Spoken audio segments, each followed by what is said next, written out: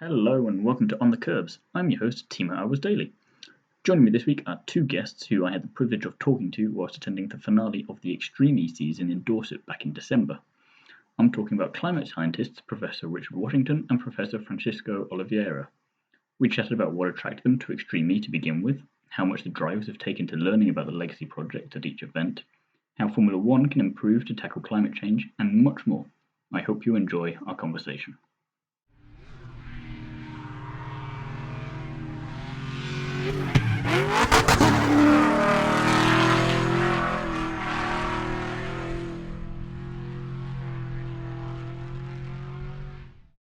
So what made you both want to join Extreme E? What was it about it? You want to go first? I'm a climate scientist and I love sport. Kind of perfect combination. This is about the first chance where I saw those things coming together squarely. So it wasn't something that I could pass by very easily. It's been wonderful. Yeah, same for you, or? Almost same. It was kind of funny story when I was finished my PhD here in Cambridge. I got a call from a person from Alejandro's team, but at that time I thought that was just a person that was asking me questions about deforestation. And then I went to the meeting and I saw what they proposed, and I said, hey, finally I have a chance to pray out of my church. I have a new audience that I can speak with, and I think this combination that, of course, as Brazilian, we love motorsports, we have Ayrton Senna, we have all these things, and because of this combination of putting in practice and bringing the message of climate change, biodiversity, things that I've been working with to a broader audience, that make all sense for me. So it would take me just one day. Once you realised you didn't need to have any hesitation there. Yeah, I mean, it was very easy for me to come and take part of it, to join the team as the scientific panel. So you were saying you've got a new audience there. How was it teaching the drivers about all the impacts of climate change, especially going from legacy project to legacy project? No, I think it's really nice because they are real ambassadors for us, you know, and for them at the same time we are learning a lot of their motorsports, but we want them to learn about the science behind all the things that we do, but not it's the science, the legacy project, the things that we can do on a daily basis to change things, and that's the whole spirit is when you have a chance to change things and to make these people think in a different way, that we can do things but in a different way, in more sustainable way. Yeah. So then what would be the key takeaways from the legacy project from this weekend that you think everyone should know? This man's the bio guy, so I think Keep going back to you. I'll add a little bit to the driver That's story. all right, yeah, go for it. The drivers are just an incredibly talented set of people with huge profiles, and if they say something in relation to the environment or climate change, much wider audience. There's a huge audience that's going to tap into it compared with me as a climate scientist writing in obscure journals. So in terms of conduits, It must be kind of nice to have that kind of channel to use as a kind of microphone, though, because of the reach that people like Loeb and Carlos Sainz have. So yeah, I mean, you see these famous names, Carlos Sainz with all the Dakar victories, and Ollie Taylor, champion rally driver in Australia. The reach that they have is really incredible. And they're genuinely interested in, obviously, through joining up with Extreme E and what's going on. So have you found that they've all been interested, but have you found that they've gotten more interested the further into the season that we've come? It's so first of all, in Saudi Arabia, you're just starting to learn from their perspective. They're just starting to learn about some of these things. But by the third or fourth round, they're really keen to get stuck in and find out more. Or absolutely, I remember a pretty iconic moment standing on the Greenland ice sheet with it melting underneath us, and in the rain as well. Those moments strike deep, and and I got a sense there, not just for the drivers but for the scientists as well. It was quite a moment. Yeah. I've been teaching about the Greenland ice sheet for the last 25 years. It was the first time I ever stood on it, and there I was surrounded by all these It's kind of a famous surreal moment. motorsport people. There was a collective going on, and it's that collective that we're going to need to solve these problems. I go back to university and get put back into a faculty that's got a 19th century badge. Yeah. That's not how we're going to solve the problem. No. We're going to solve the problem by joining forces through technology. And again, not necessarily the obvious connection and lines to make, but it's interesting that it can be done in this way. Yes. Like you say, they've got the reach as well, but it's motorsport. You don't automatically associate that with climate change. So absolutely, in terms of helping with it, rather. Extreme E is the future. Yeah. We're in it. We've gone from electric milk floats to these machines, which are actually impressive. You want to see some electric milk floats going over the jumps, I think. Yeah. So at some point, the transition had to happen. Yeah. And here it is. Yeah. I love walking past the fuel cell near the paddocks. I want one of those in my garden. That's how I want to make my electricity. I was going to say, can't rule it out not happening sometime in the near future. So yeah, 40% of our electricity generation in the UK is still from fossil fuels. It's a big number. Oh yeah. And we can hopefully having this on UK soil has some kind of drive towards lowering that at least a bit. So yeah, it's all hands to the pump, and it's got to happen through a diverse set of technology. We've been seduced just by one source of energy in fossil fuels, and that's been the case for more than a century. And now suddenly we're going to have to draw on all sorts of elements to fill that vacuum of 40% and still rely on the UK. And of course the UK is leading the charge here in many ways. It's again the kind of notion of you don't have to find just one alternative to make it work. You've got so many different avenues to explore, so it's nice to be able to... It's a mix, and in the same way that resonates with Extreme E, where you've got scientists, engineers, motorsport people, media, it's the cauldron that we need to construct to find our way forward. So then I'll come back to you then. What do you think the key takeaways from this event's legacy project should be for everyone to know? I think what they are doing in Dorset, it's something that in principle you don't want to do. Yeah. And I explain. If you are rewilding an area, it's because you've done something to that area already. Yeah. So the first thing is we have to keep the natural areas as much as we can. But of course we have to produce food and energy and things like that. But there is always a way to balance these two things. It's not one or the other. And what they've been doing in this project, they've been rewilding the area, recreating the natural environment to bring back one animal that used to be here, used to be around, but it's no longer. He's just in Scotland right now.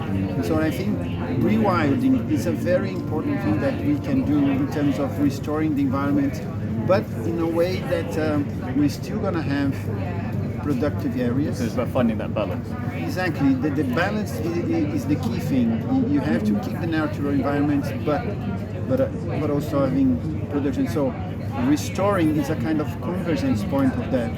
Because while you are restoring, rewilding, you are kind of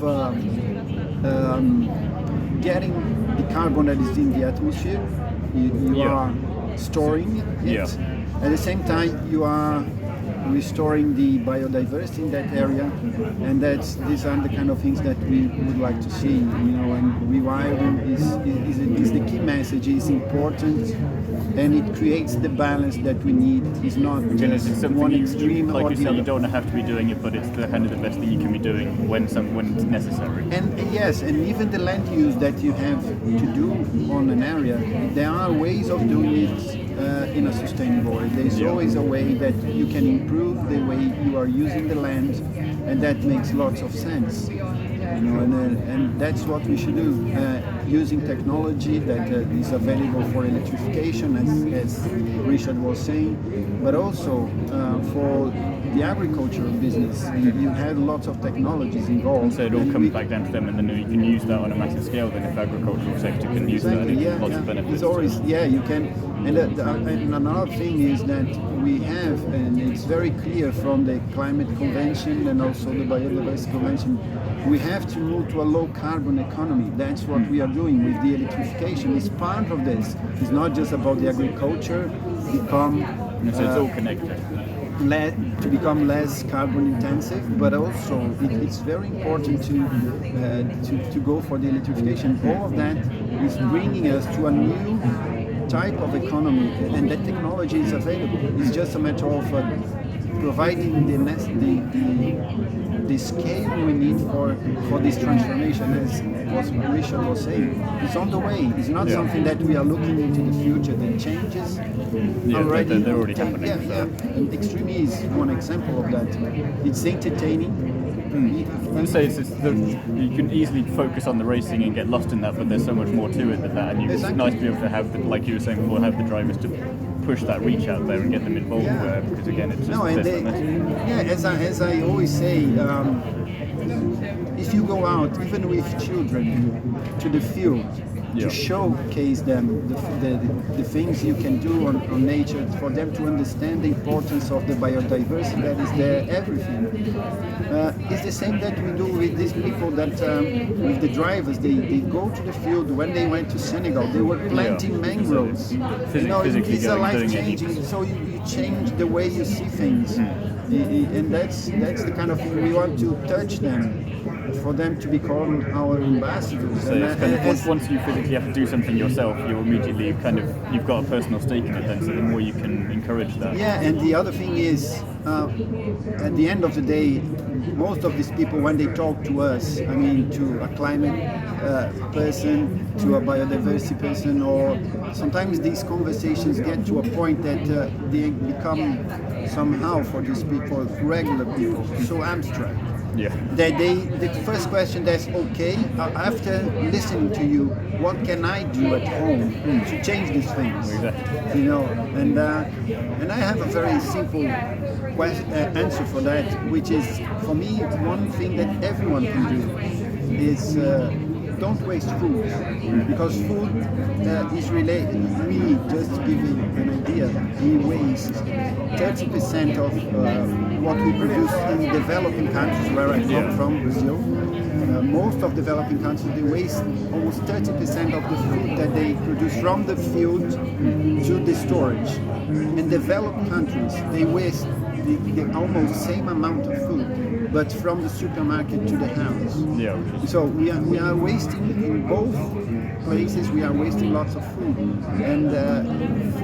and that relates to the whole thing of, okay, we need more land to produce. If we could reduce this waste, and that's something that everyone can do. It's relatively straightforward. Straightforward, and then that will help a lot. You can say it's just getting that message out there again, but again, it's such a simple thing. You think even if half the people did that immediately, it's not perfect, but it's a good move in the right direction. So exactly, and it's very simple. Everyone can do.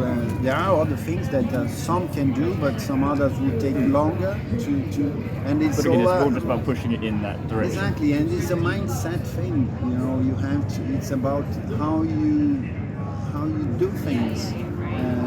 And we need to understand that there is a limit, and as Christina was saying when she was in Greenland, Christina Guedes, she said, this is the kind of battle that we need all together, because we need everyone is together to win, because if we don't all win, we all lose. Yeah.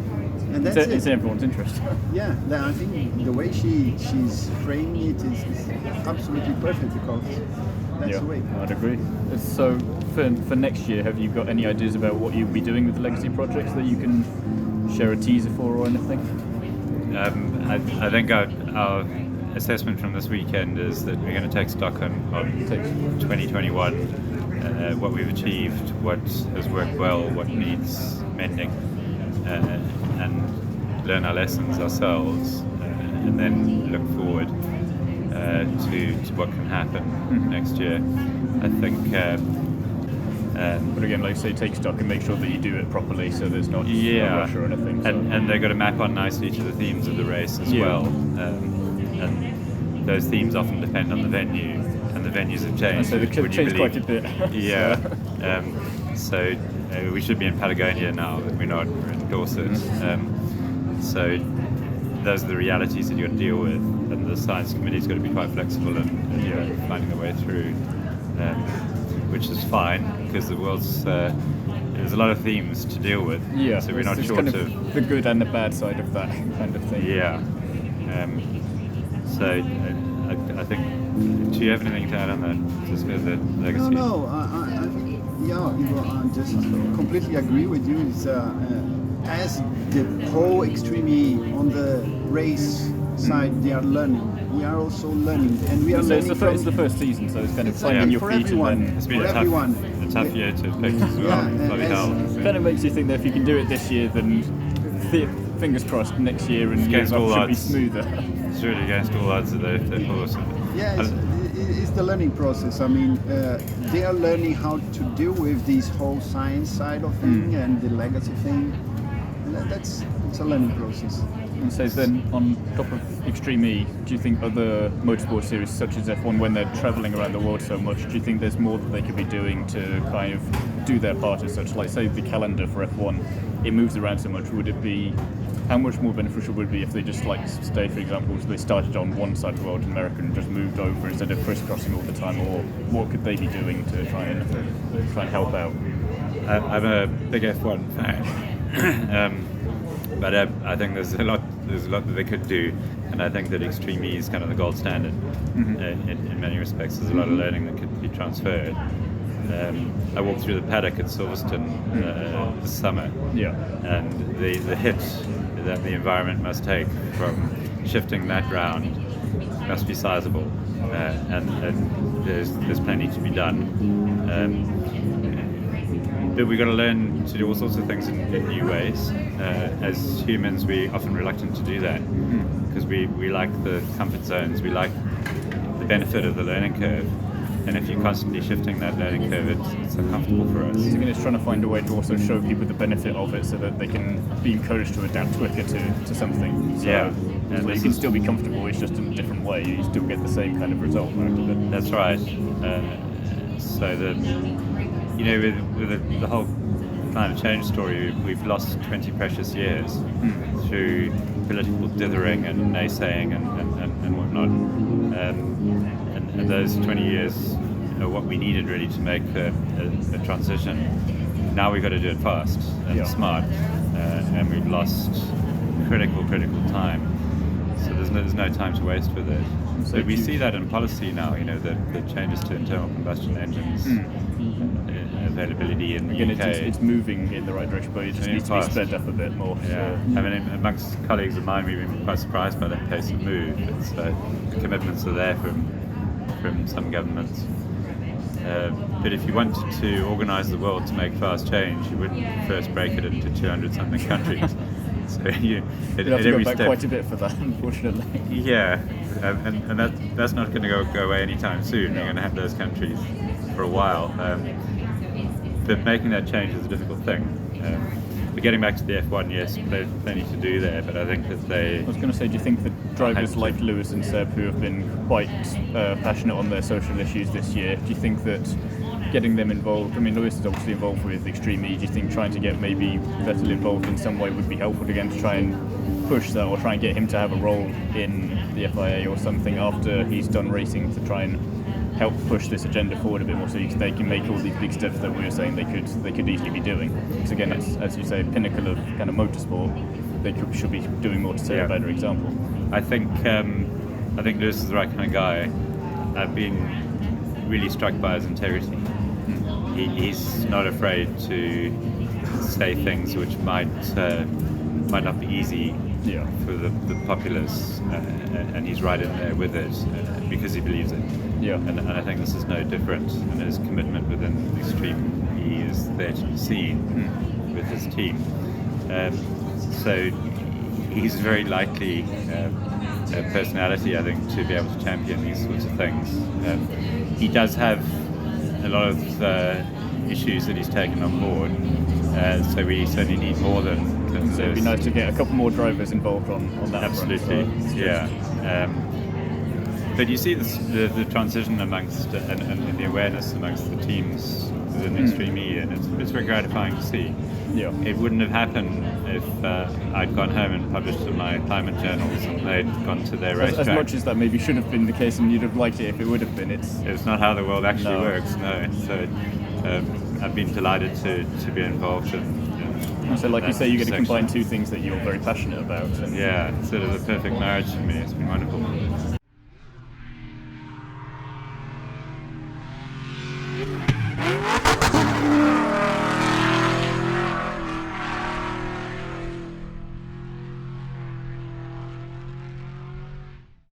It was really insightful chatting to both Richard and Francisco, and how they not only became involved with Extreme E, but how motorsport has proven to be such a key vessel to promoting the messages about climate change and what people can do to help. I want to thank them again for their time, and I look forward to seeing what projects they come up with for the second season of Extreme E. Join me again soon when I'll be chatting to another famous face from the world of motorsport. And in the meantime, don't forget to like, comment and subscribe, and check out the other videos on the On the Kerbs YouTube channel. Away from YouTube, you can find me over on DriveTribe, and feel free to follow me on Instagram at e.albers.daily.drivetribe. Thank you for listening, and I'll see you again next week for the next episode.